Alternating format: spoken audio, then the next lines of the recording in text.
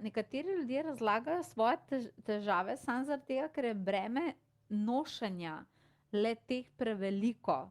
In v bistvu s tem, ko govorijo, vsaj en del bremena imajo občutek, da dajo ven iz sebe v neko polje ali pa navsezadnje na druge ljudi, zaradi tega, ker če bi ves čas to nosili brez komunikacije, bi se itak sesul pod težo tega, a veš. Zato ljudje to delajo. Za nas je samo pomembno ohranjanje energije. To pomeni, ko mi prvič nekdo nekaj pove, mu dam nasvet. Če on reče, ti to ne razumeš, mu rečeš, v redu, potem pa naredi po svoje, očitno ti pa zadeva ne funkcionira, kaj ti, če se nad njo samo pritožuješ, pa nič ne narediš, pomeni, da tudi sebi ne daš nasveta. Ne rabiš sprejeti mojega, ampak ti pa zelo močno svetujem, da potem pa najdi ali od nekoga ali pa od sebe pravi nasvet, ker ko sem jaz nazadnje preverila po svojih zapiskih, ljudje, ki sam jamrajo, to ne bo ničesar rešilo.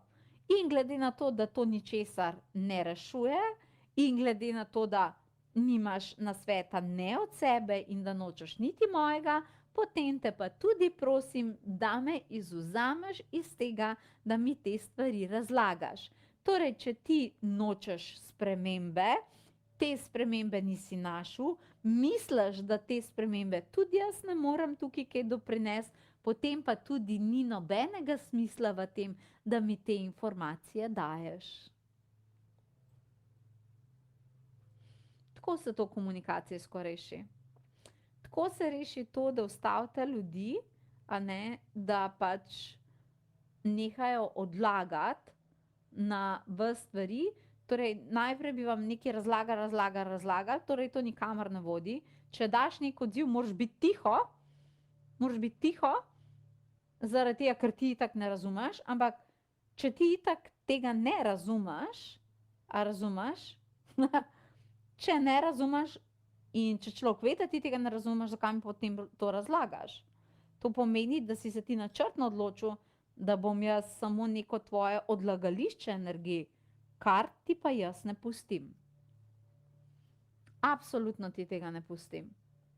Potem pa moraš paziti, samo to, da se znaš energijsko očistiti, pač teh energij, ker če niso produktivne, če nekdo samo nekaj odlaga na tebe, če nekdo samo pač nekaj daje v neko polje, ker sam ne zmore več, to niso manifestacijske ali pa kakršnekoli energije, ki grejo lahko v neko pozitivno rešitev.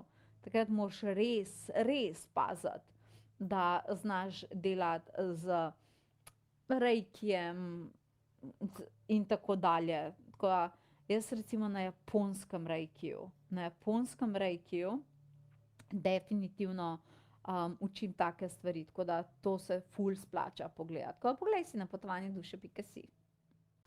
Japonci so svoje zen mojstrstvo dosegali tako, da so kanalizirali prav posebna božanstva in bitja, katera so poznali le oni, in še danes ta bitja njih vodijo v kombinacijo čudovitih spiritualnih študij, pa tudi modernega razvoja.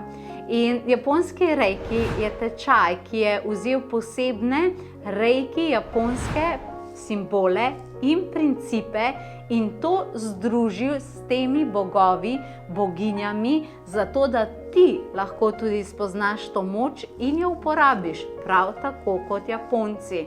To so posebna vodna bitja, ki raztapljajo marsikaj, kar se dogaja v tvojem sistemu in ni preveč optimalno. To so posebna bitja zmajev, pa sončnih boginj, ki prenašajo energijo v dlaneh ali pa to aktivirajo v tvojem DNK-ju. To so posebne samurajske tehnike, ki te odvežejo trdovratnih eteričnih vezi, ki te nikakor ne želijo pustiti pri miru. Vse to in še več je japonski reiki. In peljete tudi skozi posebne zgodbe in legende in ti pove, kaj so se Japonci notri naučili in kako so to prenesli potem v manifestacijo. Ampak mi bomo to uporabili na način, da bomo to prenesli s pomočjo reiki simbolov in posebnih terapij. Vse to in še več je japonska nova reiki masterclass šola. Prinaša ti marsikaj, doživljenjske dostope, spletne učilnice, posnetke, meditacije in predane avtorske metode, ki jih potem lahko ti izvajaš naprej na tisti, ki bodo potrebovali tvojo moč v dlaneh in tvojo moč starodavnega uma. Ti je to všeč? Potem si naklikaj povezavo in se nam pridruži.